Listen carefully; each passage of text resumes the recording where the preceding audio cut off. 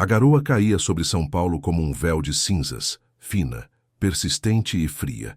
Era o tipo de chuva que não lavava a cidade, apenas a umedecia, aprofundando as cores do asfalto e silenciando os sons mais agudos. Para o detetive Cássio Montenegro, era o som ambiente de sua existência. Ele observava as gotas se acumularem no para-brisa da viatura descaracterizada, cada uma um pequeno universo de reflexos distorcidos das luzes da metrópole.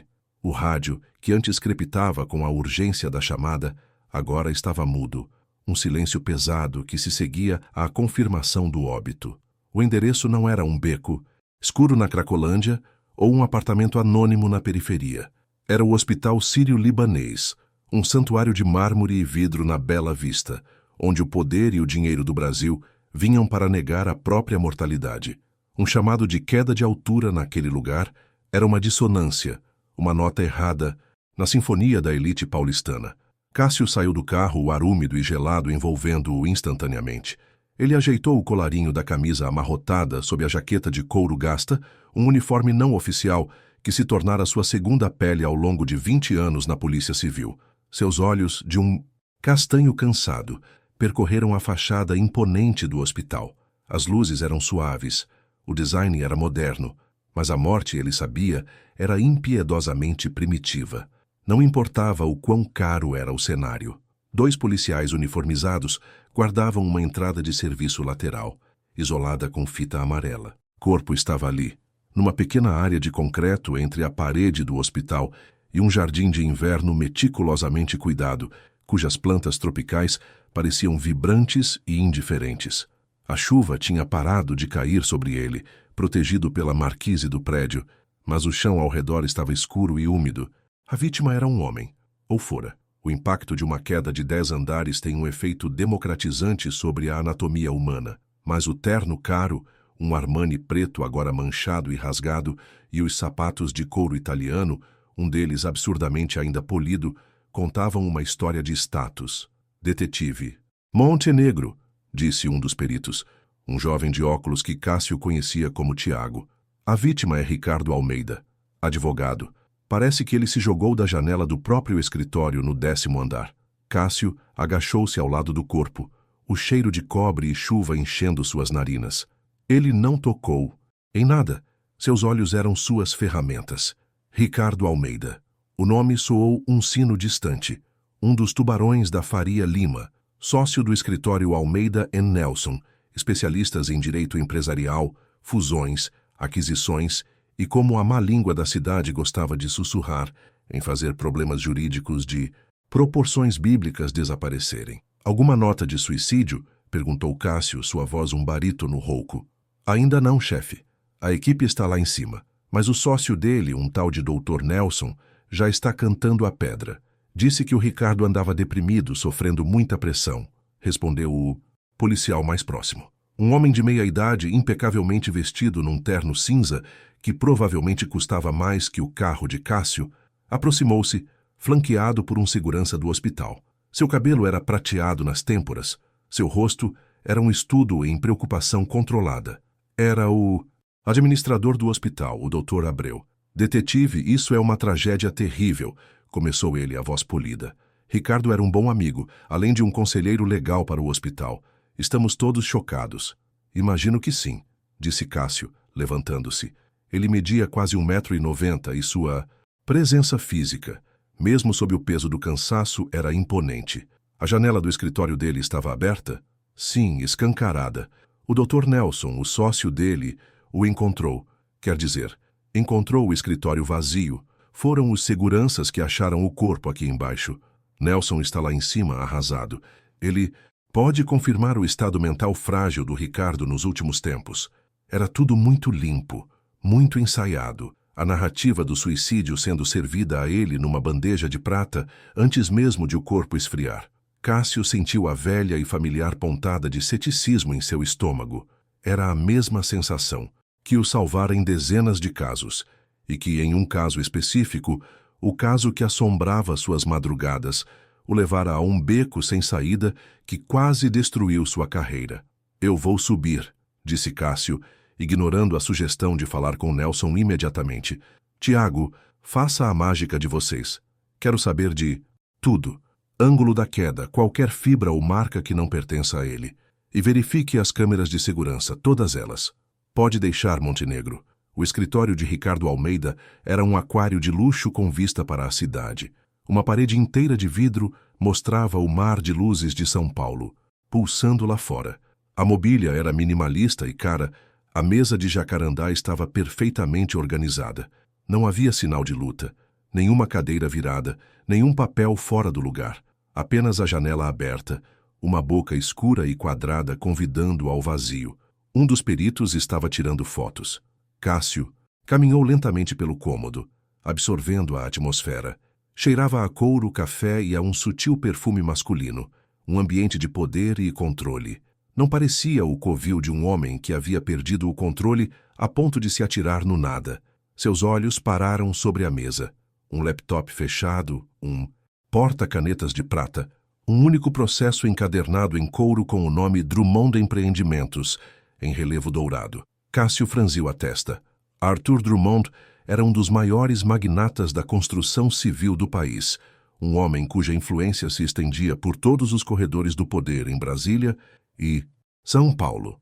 Enquanto a equipe forense trabalhava, Cássio foi até o corpo novamente, desta vez para um procedimento mais íntimo. Com luvas, ele começou a verificar os bolsos da vítima. O bolso interno do paletó continha uma carteira de couro recheada de cartões de crédito Black e uma pequena fortuna, em dinheiro.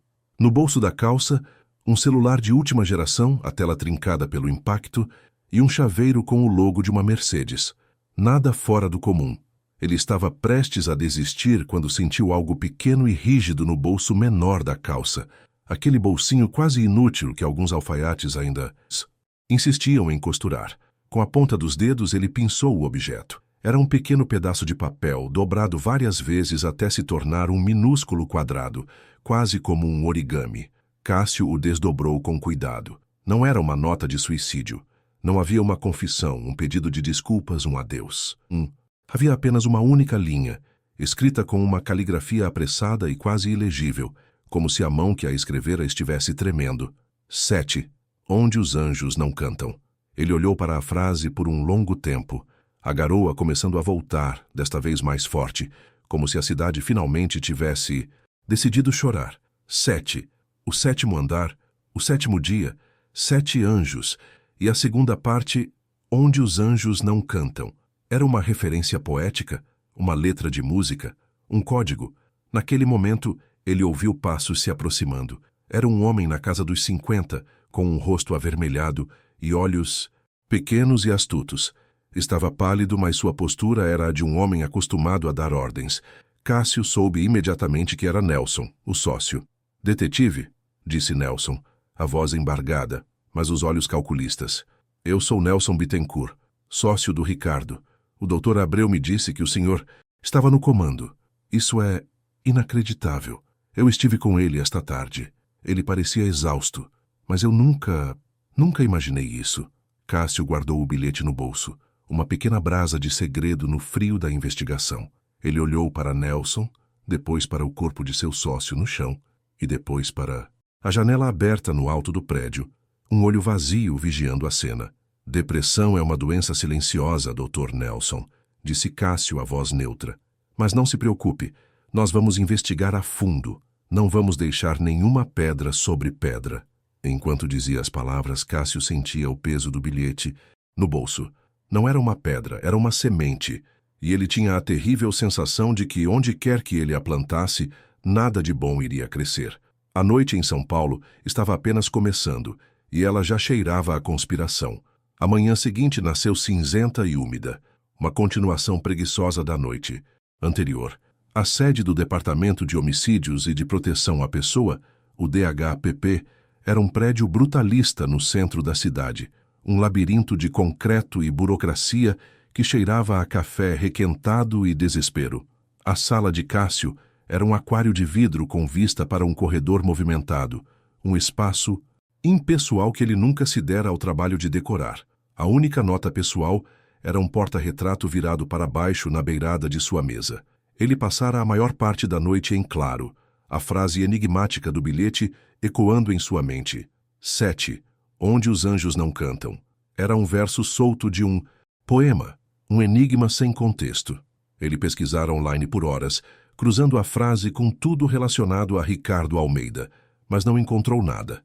Era um beco sem saída, o que só aumentava sua convicção de que era importante. Seu chefe, o delegado Arruda, um homem cuja ambição política superava em muito seu talento como policial, entrou na sala sem bater. Cássio, sobre o caso do Sírio, o advogado, começou Arruda, ajeitando a gravata de seda.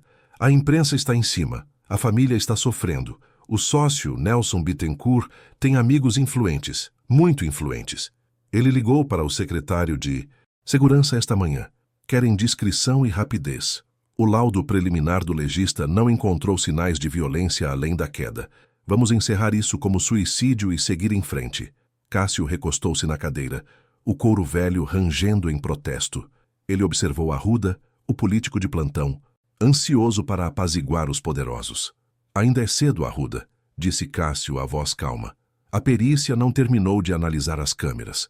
O escritório ainda está sendo processado. Um homem como Ricardo Almeida não simplesmente se joga de uma janela sem motivo. E se ele estava deprimido, por quê? Ninguém da família ou amigos próximos mencionou isso antes. O sócio mencionou, retrucou Arruda. O sócio tem interesse em controlar a narrativa. A morte de Ricardo o torna o único dono de um dos escritórios de advocacia mais poderosos do país. Isso é motivo suficiente para eu desconfiar dele, disse Cássio. Ele deliberadamente omitiu a existência do bilhete. Arruda o faria descartá-lo como o delírio de um suicida. Arruda suspirou, um som de impaciência. Olha, Cássio, eu sei que você gosta de cavar, mas não transforme isso no caso do juiz Bastos de novo. Você quase perdeu seu distintivo, por não saber quando parar. Encerre o caso, isso é uma ordem. A menção ao caso do juiz Bastos foi um golpe baixo. 3 anos atrás, Cássio investigara a morte de um juiz federal que todos diziam ter sido um latrocínio. Ele descobrira uma rede de corrupção que chegava a Brasília, mas suas provas foram invalidadas por uma manobra jurídica e seu principal informante desapareceu. Cássio foi publicamente humilhado e transferido para casos menos sensíveis. A ferida ainda estava aberta. Entendido, disse Cássio, a mandíbula tensa. A ordem de Arruda significava que ele teria que investigar por baixo dos panos. Seu primeiro destino foi a Avenida Faria Lima, o coração financeiro do Brasil. O escritório Almeida em Nelson ocupava 3 andares de um arranha-céu espelhado. O lobby era um oásis de mármore de Carrara, madeira escura e silêncio reverente. Cássio sentiu-se um intruso em sua jaqueta, de couro e jeans. Nelson Bittencourt o recebeu em sua sala, uma versão ainda maior e mais opulenta da de Ricardo. Ele ofereceu um café que Cássio sabia custar uma fortuna. Detetive, aprecio sua diligência, mas como disse ao seu superior, esta é uma tragédia pessoal, não um caso de polícia, disse. Nelson, a simpatia em sua voz tão artificial quanto as orquídeas na mesa de centro. Eu só preciso esclarecer alguns pontos, doutor, disse Cássio, sentando-se sem ser convidado. O senhor disse que Ricardo estava deprimido. Ele fazia tratamento? Tomava medicação? Nelson hesitou por uma fração de segundo. Ricardo era um homem muito reservado. Ele carregava o peso do mundo nos ombros. A pressão de casos como o de Arthur Drummond era imensa. Ele não compartilhava suas fraquezas. O caso Drummond. O que era exatamente? Perguntou Cássio, fingindo ignorância. Uma complexa reestruturação societária. Nada que interesse à polícia, disse Nelson, encerrando o assunto. Cássio mudou de tática. Ricardo tinha família, esposa, filhos. Ele era divorciado há muitos anos, sem filhos. Sua única família era seu irmão. Mas eles não se falavam há anos, uma briga feia. Um irmão?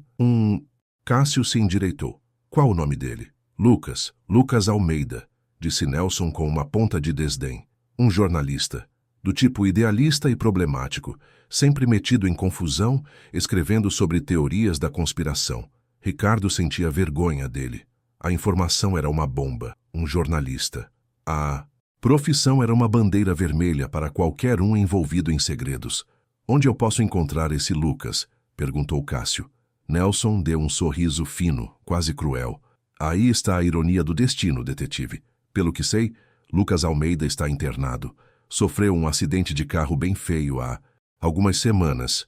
E o mais irônico de tudo, ele está se recuperando no mesmo hospital de onde Ricardo partiu. O sírio-libanês.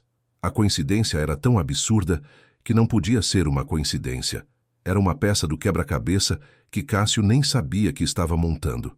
Ele deixou o escritório e, em vez de voltar para o DHPP, foi direto para a redação do Observador Paulistano, um jornal online conhecido por seu jornalismo investigativo agressivo, o tipo de lugar onde um jornalista como Lucas Almeida provavelmente trabalharia. A redação era um caos organizado de mesas, telas de computador e o zumbido constante de conversas e teclados. Cássio encontrou a editora-chefe, Beatriz Vargas, uma mulher de 40 e poucos anos, com um olhar inteligente e impaciente. Lucas Almeida? Sim, ele é um dos meus melhores, disse Beatriz, depois que Cássio se identificou. Ou era. O acidente o tirou de circulação. A polícia disse que foi um motorista bêbado que fugiu do local. Nunca o encontraram. Em que ele estava trabalhando antes do acidente? Perguntou Cássio. Beatriz hesitou, estudando o rosto do detetive. Lucas é como um cão de caça. Quando pega um rastro, não larga. Ele estava investigando Arthur Drummond, a licitação para a nova linha do metrô. Ele achava que o consórcio de Drummond venceu com informações privilegiadas, que havia juízes e políticos sendo pagos. Mas ele não tinha provas concretas. Era tudo fumaça. E o irmão dele, Ricardo, representava Drummond. Cássio afirmou, não perguntou. Beatriz ergueu as sobrancelhas. Exato. Lucas sempre disse que Ricardo tinha vendido a alma ao diabo. Ele estava tentando provar que o próprio irmão fazia parte do esquema. Por isso a briga entre eles foi tão feia. A imagem estava se tornando mais clara e mais perigosa. Dois irmãos em lados opostos de uma guerra secreta. Um advogado poderoso e um jornalista investigativo. Um morre em uma suposta queda, o outro é quase morto em um suposto acidente, e ambos acabam no mesmo hospital. Naquela tarde, Cássio recebeu uma ligação de Tiago, o perito. Chefe, tenho algo estranho das câmeras de segurança, disse Tiago. A câmera do corredor do 10º andar onde ficava o escritório do Almeida teve uma falha técnica de 15 minutos, exatamente na janela de tempo em que ele deve ter caído. A equipe de manutenção do hospital não tem registro de nenhum problema. 15 minutos de escuridão, murmurou Cássio. E as outras câmeras? Nada, a queda foi num ponto cego. Mas tem mais uma coisa. Revisei as imagens da entrada e saída de veículos na noite anterior. Um sedã preto, sem placa, entrou na garagem e saiu 20 minutos depois, pouco antes do acidente de carro de Lucas Almeida ser reportado a poucos quarteirões dali. O motorista não é identificável.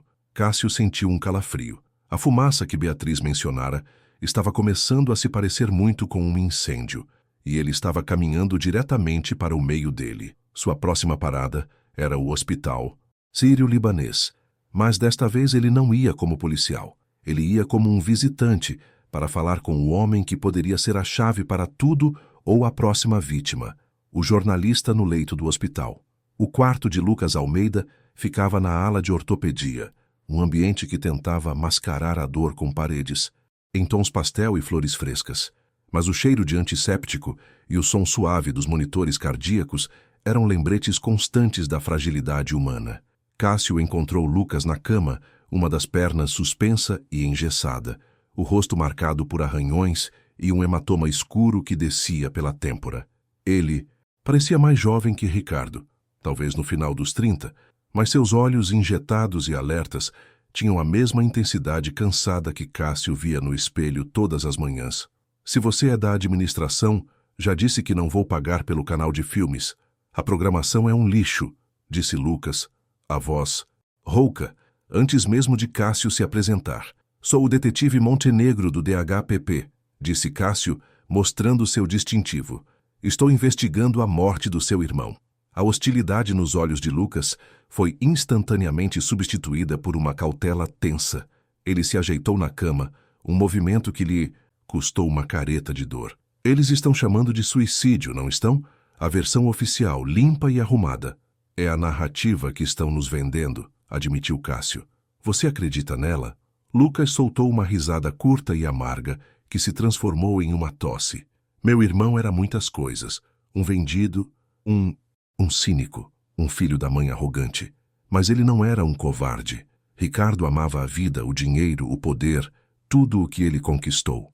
Ele não jogaria tudo pela janela, a não ser. Ele fez uma pausa, os olhos fixos em Cássio, que ele tenha sido empurrado. Você tem algum motivo para pensar? Isso? Alguém que quisesse machucá-lo? Perguntou Cássio. A lista de pessoas que não gostavam do meu irmão é do tamanho da lista telefônica de São Paulo, mas a lista de pessoas com poder para matá-lo e fazer parecer um suicídio, essa é bem menor. Começa e termina com um nome, Arthur Drummond. Era o que Cássio esperava ouvir. Eu sei que você estava investigando ele. Sua editora me contou. O corpo de Lucas enrijeceu. Seus olhos dispararam para a porta do quarto, depois para a janela. Ele baixou a voz para um sussurro conspiratório. Ela não devia ter dito nada. Ninguém está seguro. Eles ouvem tudo. Eles quem, Lucas? Cássio pressionou, mantendo a voz calma. Os homens do Drummond. O escritório do meu irmão, Nelson. Eles são todos a mesma coisa. Uma organização. Eles não fazem negócios. Eles compram almas. Juízes, políticos. Eles têm todos no bolso. Lucas olhou para sua perna, engessada. Isto aqui não foi um acidente. Eu estava chegando perto demais. Eles me deram um aviso. Cássio notou a câmera de segurança discretamente instalada no canto superior do corredor. O pequeno olho de vidro apontado diretamente para a porta do quarto de Lucas. O hospital alegaria que era para a segurança dos pacientes.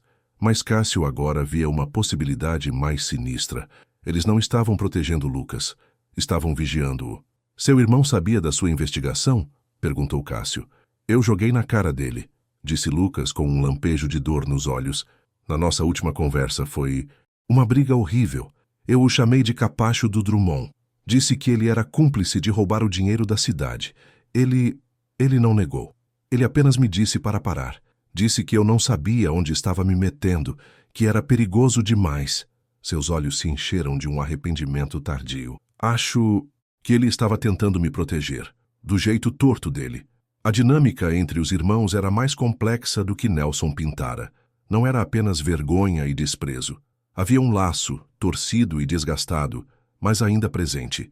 Ricardo, o advogado corrupto, talvez estivesse tentando salvar seu irmão, idealista. Lucas, seu irmão deixou alguma coisa para você?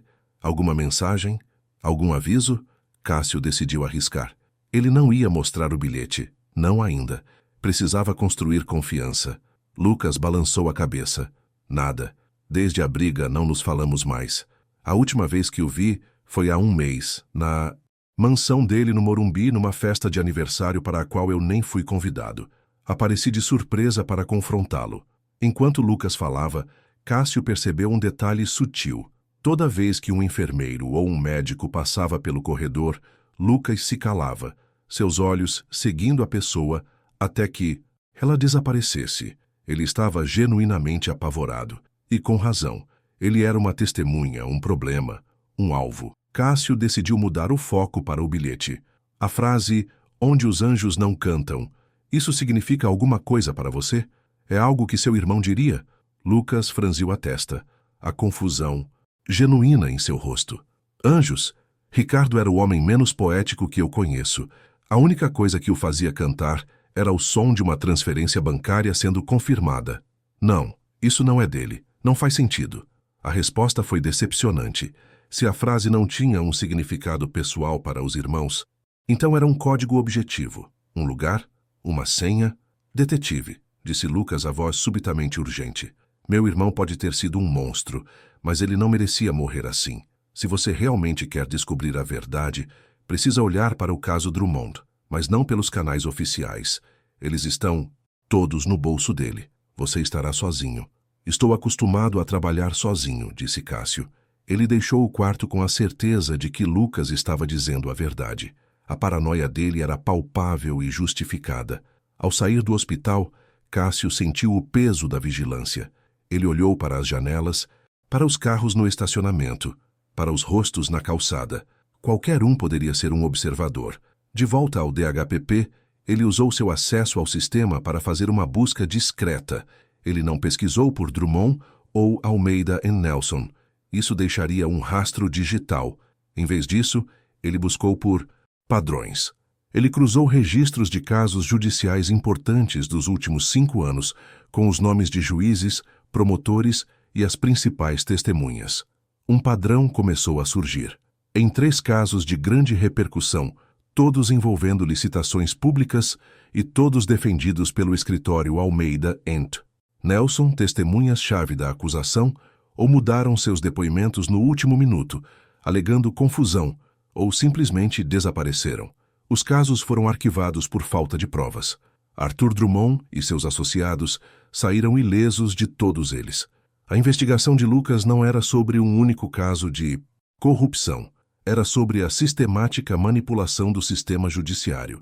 E o escritório do irmão dele era o motor dessa máquina. A peça final do quebra-cabeça daquele dia veio de uma fonte inesperada. Uma das peritas que processou o escritório de Ricardo ligou para Cássio em seu celular pessoal.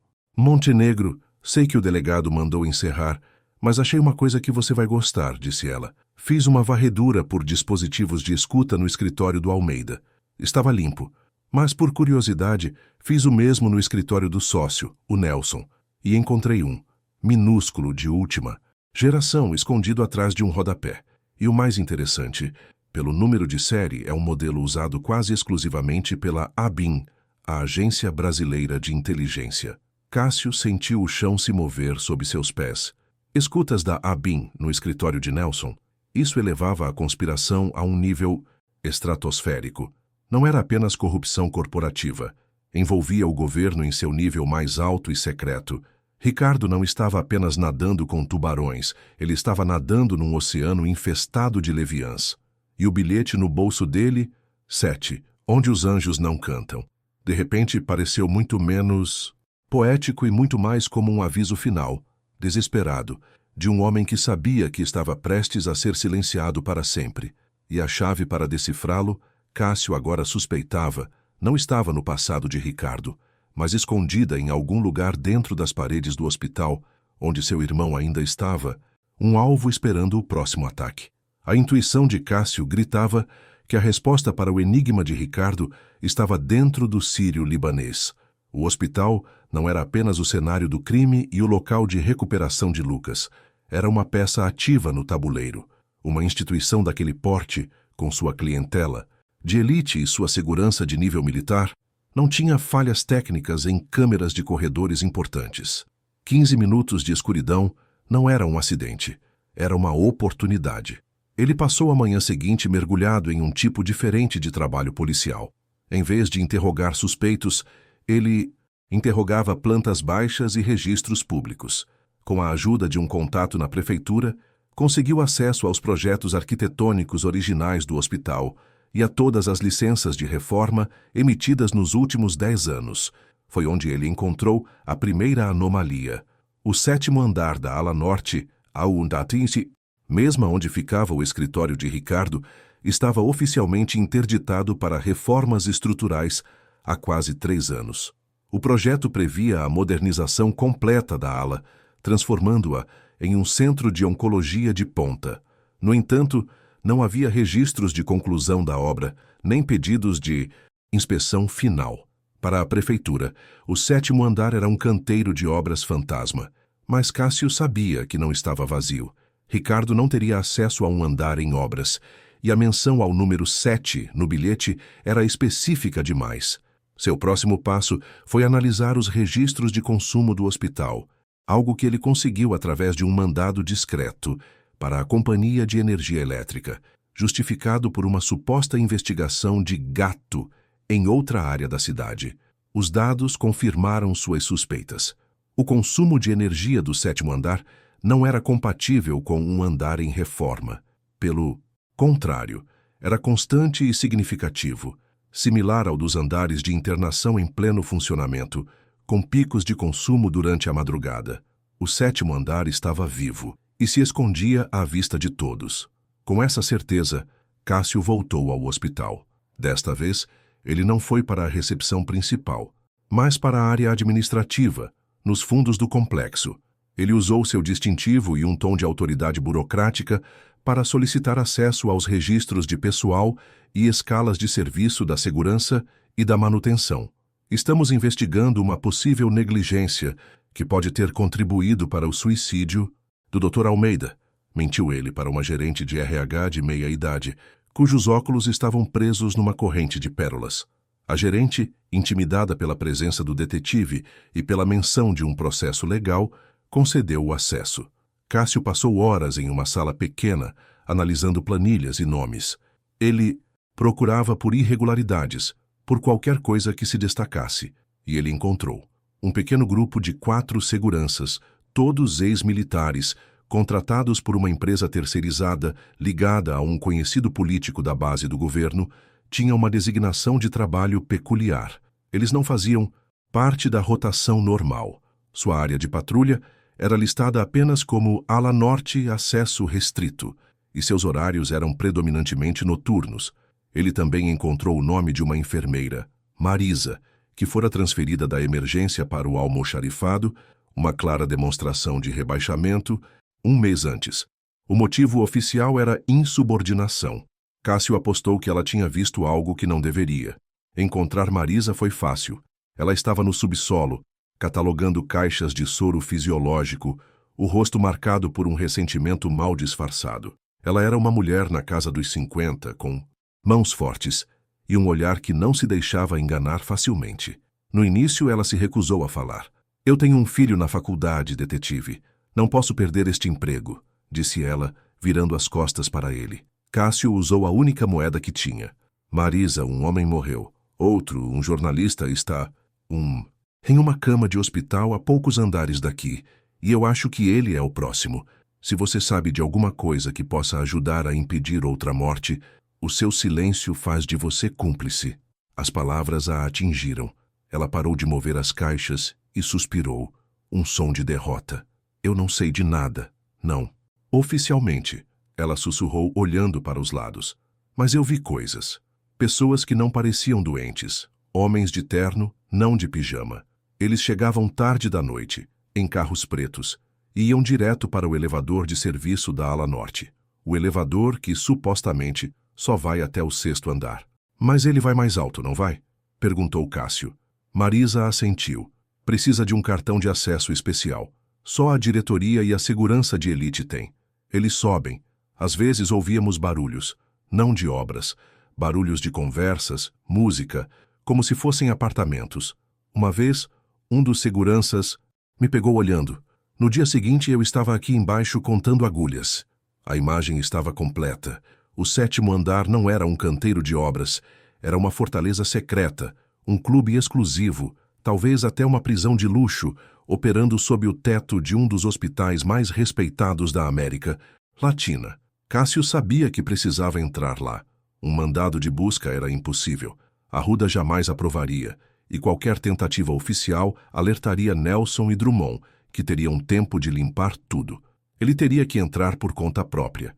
Ele tentou o caminho mais direto primeiro. Foi até o elevador, de serviço da ala norte, e tentou usar seu próprio cartão de acesso da polícia, na esperança de que houvesse uma sobreposição de segurança. Nada. O painel nem sequer mostrava um botão para o 7º andar. Era um andar fantasma. Enquanto estava ali, frustrado, um dos seguranças de elite, um homem alto e careca com uma cicatriz na sobrancelha, aproximou-se. Posso ajudá-lo, detetive? Perguntou ele, a voz fria e profissional, mas os olhos duros como pedra. Apenas verificando os protocolos de segurança, disse Cássio, tentando parecer casual. Tudo parece em ordem. Sempre está, respondeu o segurança, e ficou ali parado, uma estátua de músculo e ameaça, até Cássio se afastar. A mensagem era clara. O caminho estava bloqueado.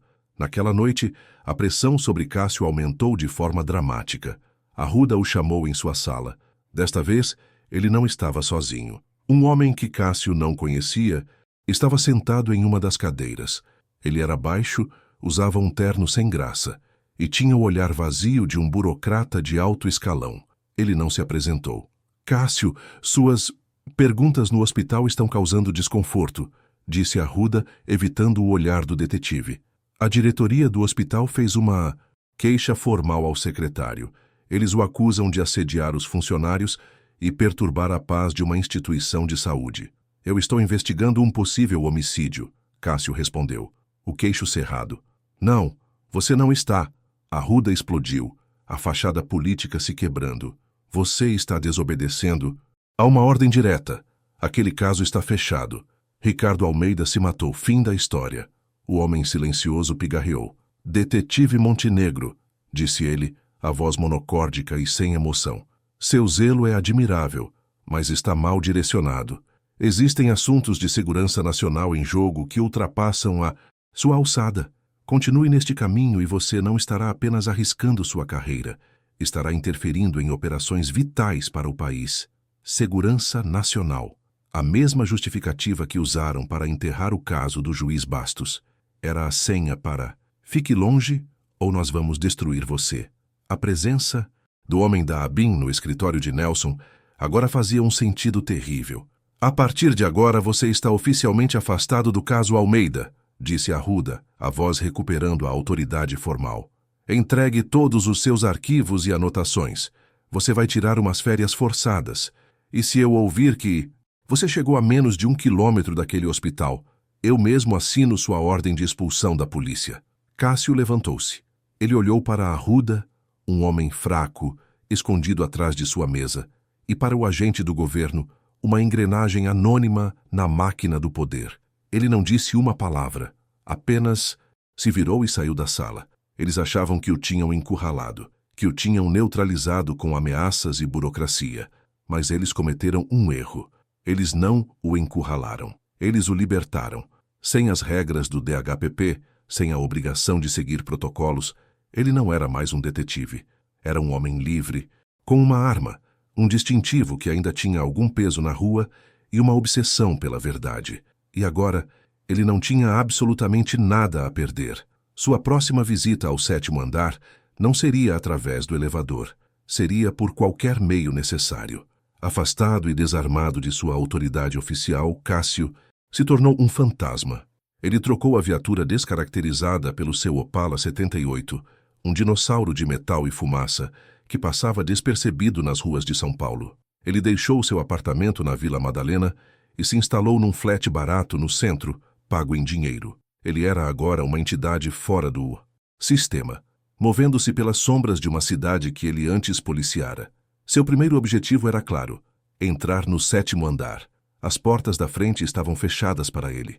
Então ele precisaria encontrar uma entrada pelos fundos. Ele passou 2 dias observando o hospital sírio-libanês não como um policial, mas como um ladrão. Ele estudou as rotas de entrega, os horários de troca de turno, a arquitetura do prédio. Ele mapeou a localização das câmeras, os pontos cegos, os padrões da segurança. A sua oportunidade veio na forma de um caminhão de lavanderia que fazia entregas 3 vezes ao dia.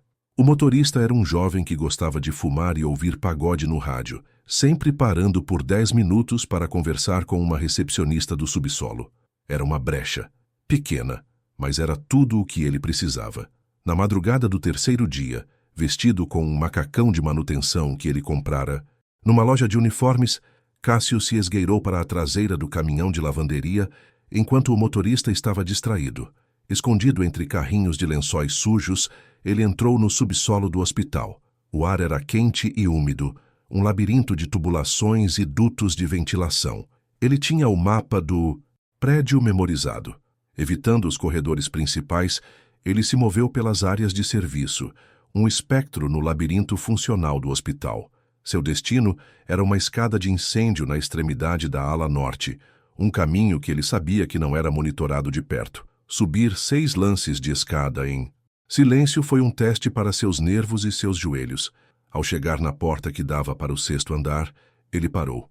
A porta para o 7º andar, ele sabia, estaria trancada e provavelmente com alarme, mas ele não ia usar a porta. Ele continuou subindo até o 8º andar. A porta se abriu para um corredor silencioso da ala administrativa.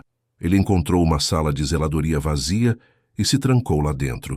Da sua mochila, ele tirou um arnês de escalada, uma corda e um gancho. Eram equipamentos que ele não usava desde seus dias de treinamento no grupo de operações especiais, décadas atrás. A janela da sala de zeladoria dava para o mesmo pátio interno, onde o corpo de Ricardo fora encontrado. O vazio o chamava. Com o coração martelando contra as costelas, ele prendeu o gancho em uma viga de concreto exposta, testou o peso e começou a descida. O rapel de um andar na escuridão com o vento, com o frio da madrugada chicoteando seu rosto, foi a coisa mais aterrorizante e revigorante que ele fizera em anos. Ele aterrissou com um baque suave no parapeito de uma janela do 7º andar. A janela estava trancada, como esperado. Ele tirou uma ventosa de sucção e um cortador de vidro da mochila. O processo foi lento e meticuloso. O som do vidro sendo cortado era abafado pelo uivo do vento. Ele entrou. O ar dentro era estéril e frio. Ele não estava em um canteiro de obras. Estava em um corredor luxuoso, com carpete grosso, paredes revestidas de madeira e luzes embutidas. Parecia um hotel 5 estrelas, mas estranhamente silencioso e sem alma. Não havia números nas portas, apenas placas de metal polido. Cássio sacou sua pistola, uma Taurus, que ele deveria ter entregado, e começou a se mover pelo corredor, cada passo um estudo em cautela. A primeira porta que ele tentou estava destrancada. O que ele encontrou o deixou sem ar. Era uma suíte maior que seu apartamento. Tinha uma cama king size, uma televisão de tela plana e um banheiro de mármore. Mas as janelas eram de vidro espelhado, impossíveis de ver de fora, e a porta era reforçada com aço. Havia câmeras discretas em todos os cantos. Na mesa de cabeceira, em vez de uma bíblia, havia um código de processo penal. Em cima da mesa havia um arquivo. O nome na capa era de uma desembargadora conhecida por sua postura linha dura. Dentro não havia documentos legais, mas fotos. Fotos comprometedoras dela em uma festa particular, cercada por jovens rapazes e o que parecia ser cocaína. Havia também extratos bancários mostrando depósitos de uma empresa de fachada ligada a Arthur Drummond. Ele foi para a próxima suíte, a mesma configuração. Desta vez, o arquivo era de uma testemunha-chave, em um caso de superfaturamento de obras públicas. A testemunha havia desaparecido 2 semanas antes de seu depoimento. Dentro do arquivo, Cássio encontrou uma passagem só de ida para as Ilhas Cayman e uma foto de seus 2 filhos pequenos brincando em um parquinho, com uma data e hora escritas no verso. A mensagem era clara: coopere e ganhe o paraíso, ou não coopere e seus filhos pagam o preço.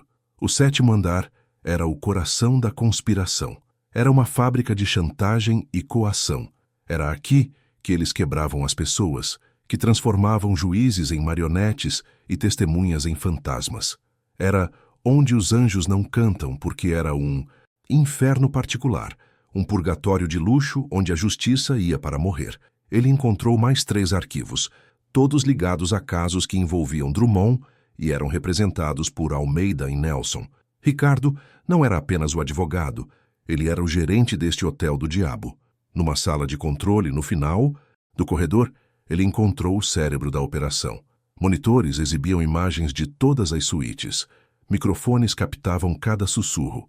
Em um computador, ele encontrou planilhas detalhando pagamentos, cronogramas de hospedagem e notas sobre as vulnerabilidades de cada hóspede. Foi lá que ele encontrou um arquivo com o nome Lucas Almeida. Estava vazio, exceto por uma única anotação: assunto pendente, risco elevado, recomenda-se solução permanente. Um calafrio percorreu a espinha de Cássio. Eles não iam apenas assustar Lucas, eles iam matá-lo. Ele começou a fotografar tudo com seu celular, cada documento, cada tela de computador. Ele precisava de provas, de algo irrefutável. Enquanto estava focado em uma planilha que listava pagamentos diretos de Drummond para uma conta numerada em nome de Nelson Bittencourt, ele ouviu um som. O som suave de um elevador chegando. Seu sangue gelou. Os seguranças. A patrulha noturna. Ele desligou a tela do computador e se escondeu atrás de uma fileira de servidores, o coração batendo descontroladamente. 2 homens entraram na sala. Um era o segurança careca que ele vira no corredor. O outro, ele reconheceu instantaneamente das notícias. Era Franklin Harmon, o braço direito de Arthur Drummond, um homem conhecido por seu trabalho sujo. Nelson está ficando nervoso, disse Harmon, a voz um rosnado baixo. Aquele detetive Montenegro, ele não para de farejar. Nelson quer resolver o problema do jornalista esta noite. A equipe está pronta, respondeu o segurança. Uma overdose de morfina vai parecer um erro da enfermeira. Ninguém vai questionar. Bom, e quanto ao detetive? Nelson acha que ele pode ter encontrado algo. Ele foi afastado. É um cachorro velho sem dentes. Mesmo que latir, ninguém vai ouvir, disse o segurança. Com desdém, Cássio cerrou os punhos, a raiva misturada ao medo. Eles iriam matar Lucas naquela mesma noite, e ele era o próximo da lista. Ele precisava sair dali, e precisava avisar alguém. Os dois homens saíram da sala de controle. Cássio esperou, contando os segundos que pareceram horas. Quando teve certeza de que estava sozinho, ele se moveu. Mas em vez de voltar para a janela por onde entrou, ele viu uma oportunidade. Em sua pressa, um dos seguranças deixara seu cartão de acesso sobre a mesa. Era um risco imenso. Se eles percebessem a falta do cartão, o hospital inteiro seria fechado em minutos. Mas era sua única chance de sair de forma rápida e menos suspeita do que escalando a parede de um prédio. Ele pegou o cartão e correu para o elevador de serviço. Passou o cartão e o painel se iluminou, mostrando o botão para o S7. Ele apertou o botão para o térreo. Enquanto o elevador descia uma descida silenciosa e suave em direção a um inferno muito mais mundano, Cássio sabia que o jogo havia mudado. Ele não era mais o caçador. Ele era a caça. E ele tinha poucas horas para salvar Lucas e a si mesmo, antes que a máquina de silêncio do 7º andar os engolisse para sempre. O elevador chegou ao térreo com um som quase inaudível. A porta se abriu para um corredor de serviço vazio. Cássio saiu, o coração ainda disparado, o cartão de acesso do segurança queimando em sua mão como uma brasa. Ele o jogou em uma lata de lixo enquanto passava. Deixar o cartão para ser encontrado ali atrasaria a descoberta do segurança e lhe daria alguns minutos preciosos. Ele não podia usar seu celular.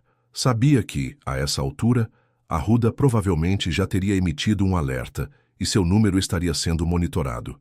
Ele precisava de um canal seguro, de alguém em quem pudesse confiar. E, no universo reduzido de sua vida, só havia um nome: Beatriz Vargas, a editora do Observador. Eles tiveram um relacionamento complicado anos atrás. Uma daquelas paixões intensas que queimam rápido demais e deixam cicatrizes. Terminaram por causa do trabalho dele, da obsessão, dos fantasmas que ele trazia para casa todas as noites. Mas a confiança, o respeito intelectual, isso permanecera. Ela era uma jornalista de verdade, da raça antiga, que acreditava que a verdade valia o risco. Ele usou um telefone público, um artefato quase extinto que ele encontrou perto do mercado municipal, para ligar para a linha direta da redação. "Beatriz, é o Cássio", disse ele a voz baixa e urgente quando ela atendeu. "Preciso de ajuda. Estou com um problema sério." Houve uma pausa do outro lado da linha. "Cássio, o que diabos aconteceu? Ouvi que você foi afastado. Estão dizendo que você surtou. Estou perfeitamente são. O que é mais do que posso dizer sobre as pessoas que estou investigando? Eles vão matar o Lucas, esta noite, no hospital." Outra pausa, desta vez carregada de alarme. "O quê? Como você sabe?" "Eu não posso explicar pelo telefone. Preciso de um lugar seguro. Um lugar que não esteja no meu nome, que não tenha câmeras na entrada, que não exista. E preciso de um computador com acesso à internet que não possa ser rastreado até mim." Beatriz era rápida. "Eu sei de um lugar. Um antigo apartamento que o jornal mantinha para fontes. Não é usado há anos. Encontre-me em 1 hora. Na esquina da Rua Augusta com a Alameda Jaú. Venha a pé. E Cássio, não confie em ninguém." O apartamento era exatamente o que ele precisava. Um lugar anônimo em um prédio antigo e sem porteiro. Cheirava a poeira e a histórias esquecidas. Beatriz estava lá, o rosto pálido sob a luz fraca, mas os olhos brilhando com a adrenalina de uma grande reportagem. Enquanto ele, faminto, devorava um sanduíche que ela trouxera, Cássio contou tudo. Sobre o bilhete, a investigação, o 7º andar, a conversa que ouvira entre Armon e o segurança, as fotos que tirara com o celular. Beatriz ouvia o queixo de si caindo a cada revelação. Ela pegou o celular dele e conectou a um laptop seguro que trouxera. As fotos apareceram na tela, nítidas e condenatórias. A desembargadora, A testemunha desaparecida, as planilhas de pagamento, a nota sobre a solução permanente para Lucas. Meu Deus, Cássio, sussurrou. Ela, isso é uma bomba nuclear. Isso não derruba só o Drummond. Isso atinge o judiciário, a polícia, o governo, e é por isso que eles matam para proteger isso, disse Cássio. Ricardo descobriu. Ou melhor, ele sempre soube. Ele fazia parte disso. Mas algo mudou. A investigação do irmão. A nossa briga. Talvez a consciência dele tenha pesado. Foi então que a peça final do quebra-cabeça do bilhete se encaixou na mente de Cássio. Não era um lugar, era uma senha. Beatriz, o Ricardo tinha um computador no escritório do hospital, não tinha? Sim, um laptop de última geração. A polícia o apreendeu, não foi? Sim, mas a perícia não vai encontrar nada. Um cara como o Ricardo usaria uma criptografia de nível militar, mas ele precisava deixar uma chave que só alguém muito específico pudesse entender. Cássio começou a andar pelo apartamento, a mente a 1000 por hora. Ele não se matou por desespero. Foi um ato calculado e um sacrifício. Ele sabia que a morte dele desencadearia uma investigação policial. Ele sabia que a polícia examinaria o corpo dele. O bilhete não era para a família, não era para o Lucas, era para nós, para a polícia. Ele estava entregando a arma do crime. Ele pegou um pedaço de papel e uma caneta. Ele escreveu a frase: 7. Onde os anjos não cantam. 7, ele disse em voz alta. Não é o número do andar, é a quantidade de letras. Anjos cantam. O quê? Beatriz se inclinou sobre o papel. Seus instintos de jornalista, treinados para encontrar padrões em informações caóticas, entraram em ação. E se for um acrônimo ou uma cifra, onde os anjos não cantam, o que isso te lembra? Inferno, purgatório, disse Cássio. Ou silêncio, um lugar onde não há música, não há alegria, disse Beatriz. Ela olhou para as fotos na tela do laptop, as suítes de luxo, as vidas sendo destruídas em silêncio. O 7º andar era um lugar de silêncio forçado. Cássio lembrou-se do processo sobre a mesa de Ricardo. Drummond Empreendimentos. Ele escreveu o nome. Drummond, 7 letras. Não pode ser tão simples, disse Beatriz. Às vezes, as senhas mais seguras são as que estão na sua cara, disse Cássio. Ele se lembrou de algo que Lucas dissera sobre a última briga. Lucas o chamou de capacho do Drummond. Talvez a senha seja um ato final de ironia. Mas e o resto? Onde os anjos não cantam? Perguntou Beatriz. Cássio olhou para a frase novamente. E então ele viu. Não era a frase inteira, era a combinação. 7 letras. A primeira é D, de Drummond. A segunda parte não é uma descrição, é uma instrução. O que você faz quando os anjos não cantam? Você reza, você pede perdão. Ele olhou para Beatriz, os olhos arregalados com a revelação. Perdão, 7 letras, P-E-R-D-A-O. Drummond, perdão? Sussurrou Beatriz. É uma senha horrível. É uma confissão, corrigiu Cássio. A confissão de um homem condenado. Ele estava pedindo perdão pelo que fez, pelo que se tornou. Ele precisava acessar o laptop de Ricardo, e só havia um jeito. Ele ligou para Tiago, o jovem perito, em seu número pessoal, rezando para que ele não estivesse sendo vigiado. Tiago é o Montenegro. Eu sei que estou afastado, mas preciso de um favor. Um favor que pode salvar uma vida e quebrar o maior caso da história deste departamento. Ele explicou o que precisava. Uma cópia espelhada do disco rígido do laptop de Ricardo. Era um pedido que poderia custar a carreira de Tiago. Chefe, o Arruda vai me matar, disse Tiago, a voz cheia de pânico. Eles vão matar um homem esta noite se você não me ajudar. Cássio respondeu, a voz dura como aço. A escolha é sua. Houve um longo silêncio. Cássio podia ouvir a batalha interna de Tiago. O medo contra a consciência. Armazém de evidências B, corredor 5, disse Tiago finalmente. A câmera de lá tem um ponto cego perto do extintor de incêndio. Eu vou deixar o HD externo lá. Você tem 15 minutos. Se alguém te pegar, eu nunca ouvi falar de você. A gratidão que Cássio sentiu foi imensa. Você está fazendo a coisa certa, garoto. Enquanto Cássio se preparava para invadir o seu próprio departamento de polícia, Beatriz já estava trabalhando no próximo passo. Precisamos tirar o Lucas daquele hospital. Agora, disse ela, o rosto sério. Eles vão agir esta noite. A segurança estará esperando por qualquer movimento seu. Precisamos de um plano que eles não possam prever. Cássio olhou para a mulher à sua frente. A chama que os unira anos atrás ainda estava lá, mas agora era algo diferente. Não era paixão. Era um respeito forjado no fogo, uma parceria na guerra.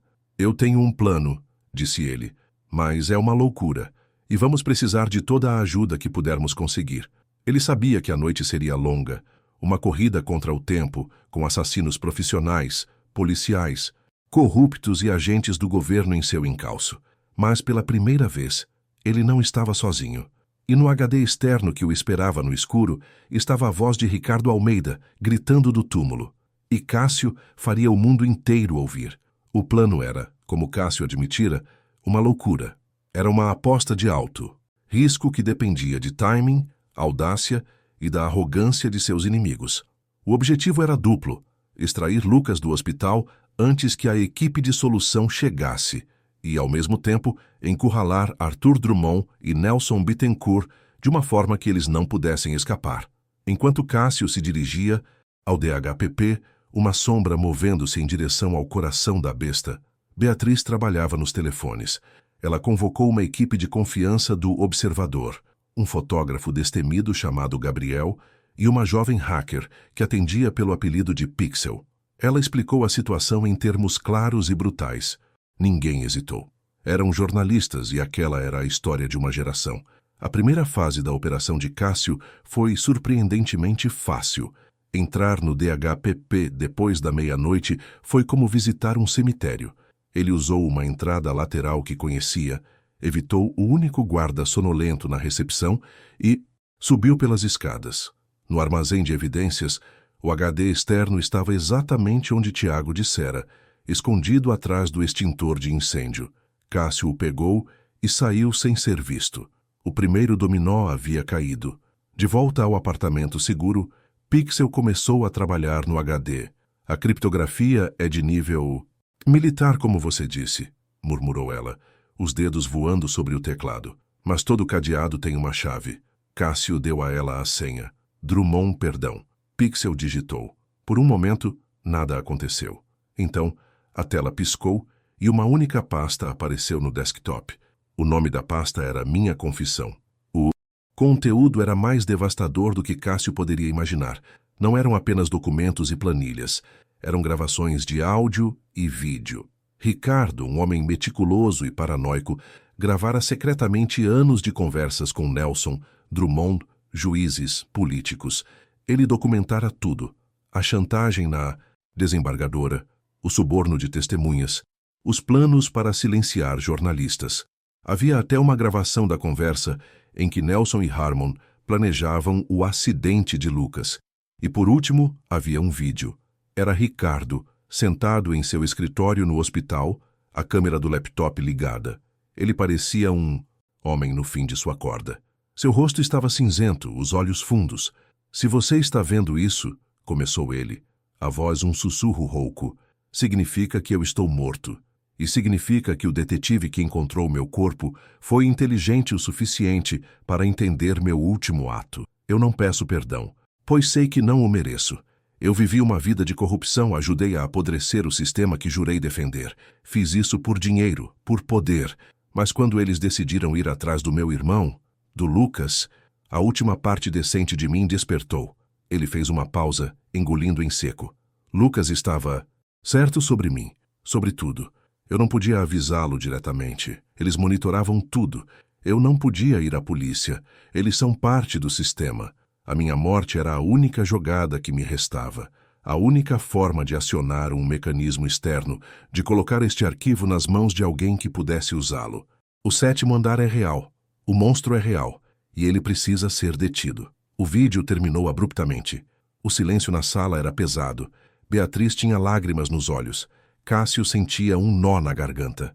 Ricardo Almeida, o vilão da história, se revelara um anti-herói trágico. Seu suicídio fora sua. Obra-prima final. Uma jogada de xadrez complexa e sacrificial.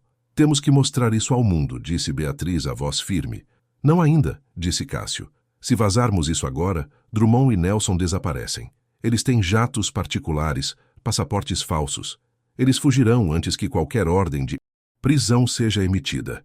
Precisamos pegá-los em flagrante. Precisamos encurralá-los publicamente.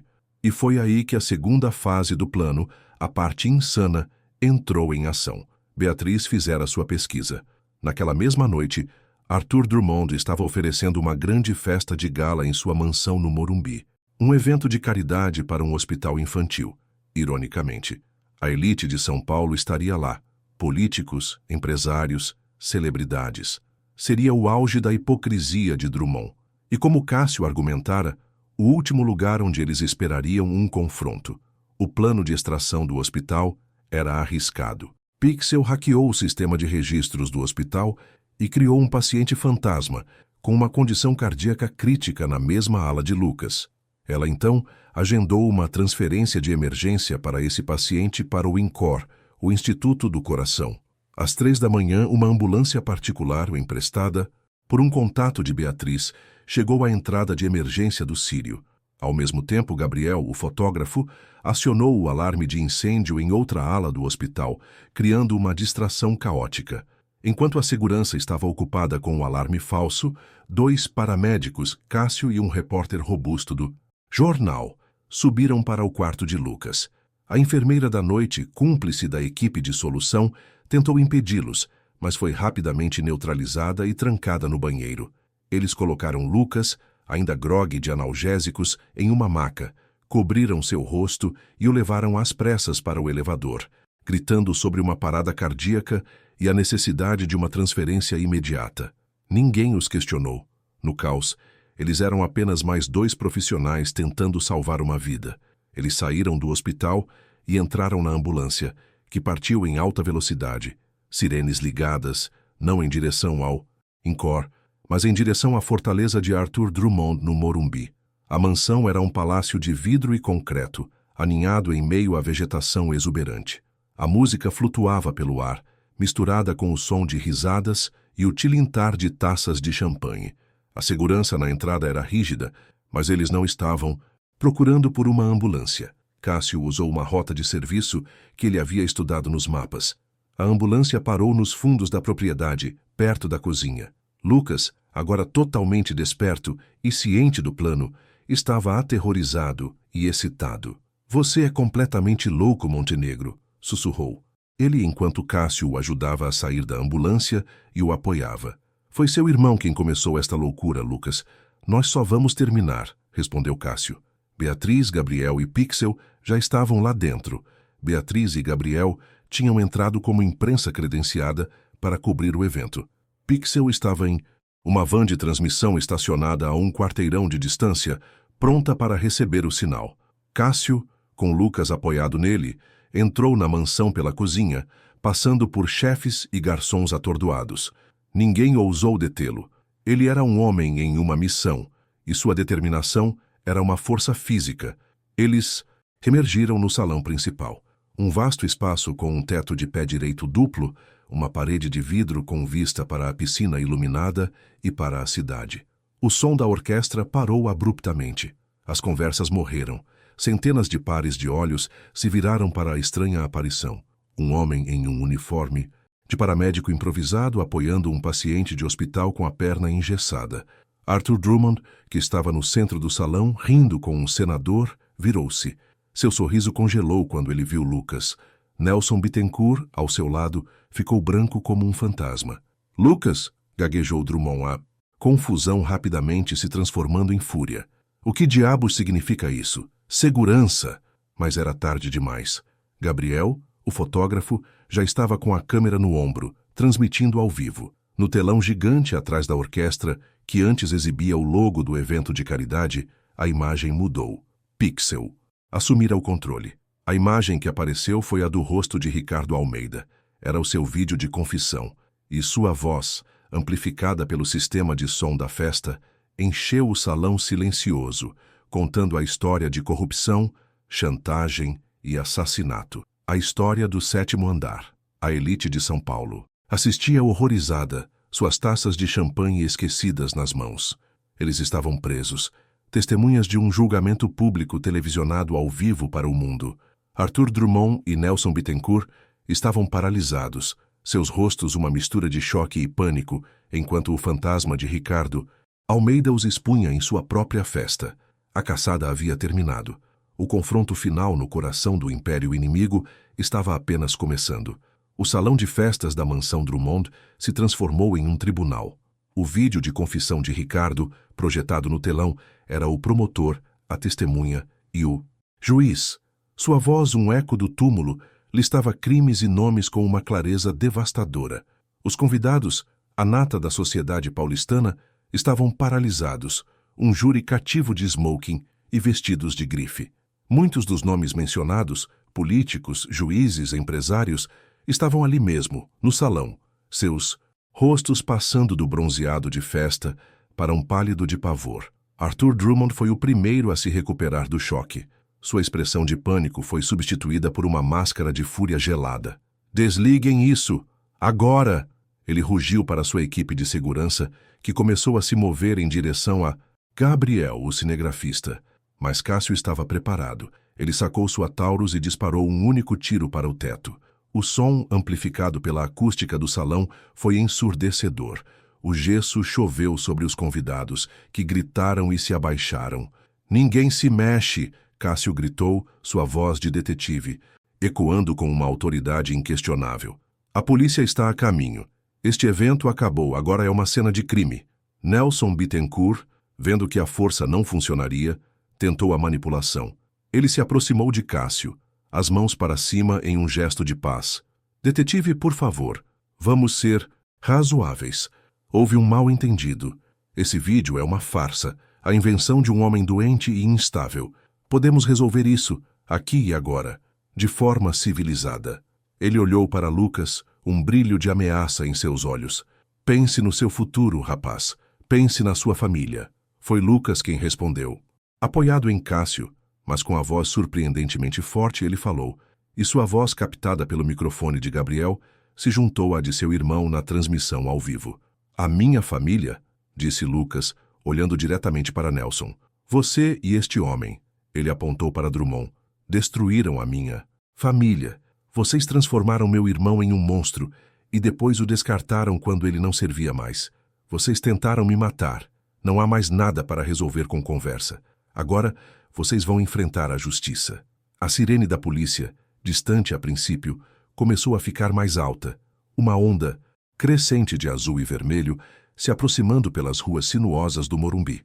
Beatriz, usando um canal de comunicação seguro, enviara o link da transmissão ao vivo e um resumo dos fatos para a única pessoa no DHPP em quem ainda confiava, um delegado da corregedoria que era um inimigo de longa data de Arruda.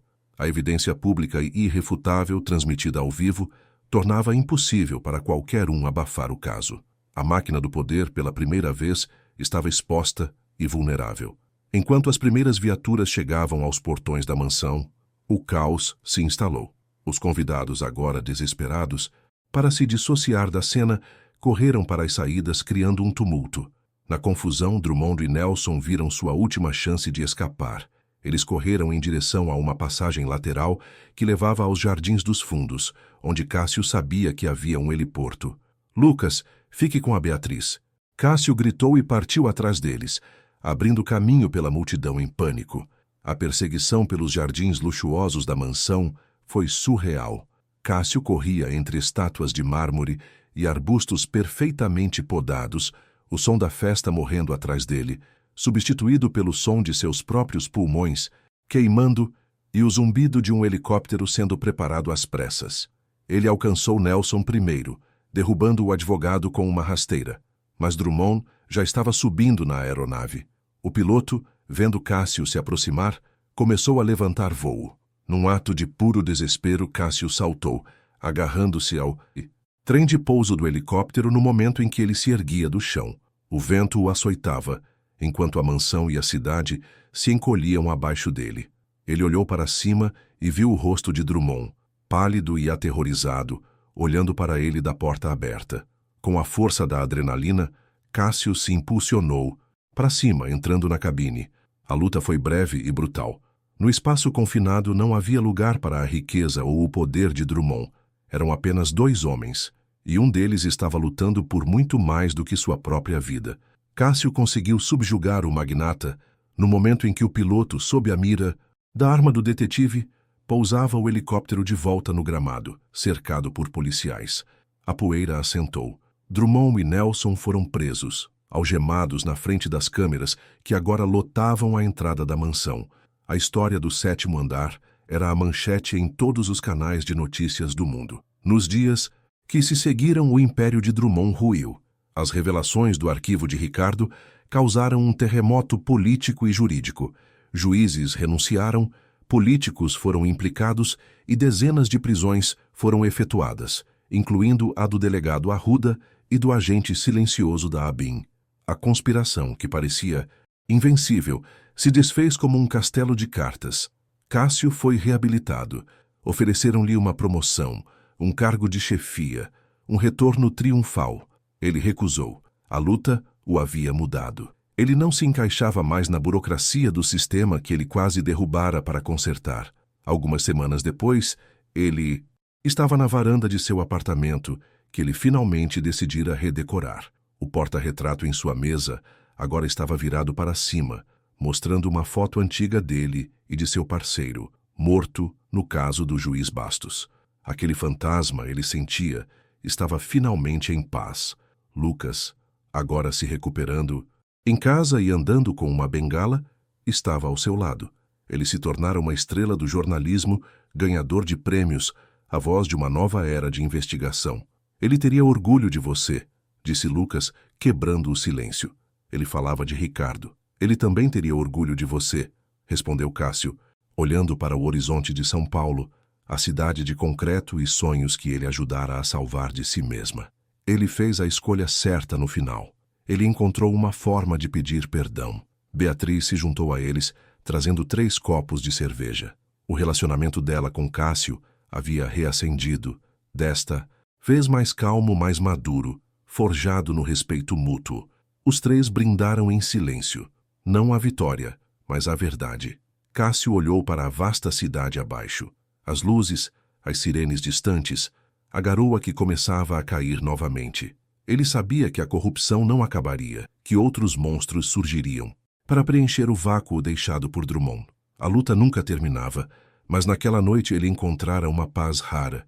Ele desvendara o enigma do homem que caíra do céu. Ele ouvira a confissão do paciente do 7º andar, e no processo salvara não apenas a vida de Lucas, mas a alma de Ricardo e, talvez, um pedaço da sua própria. No silêncio da noite paulistana, ele sentiu que, em algum lugar, os anjos talvez estivessem finalmente começando a cantar.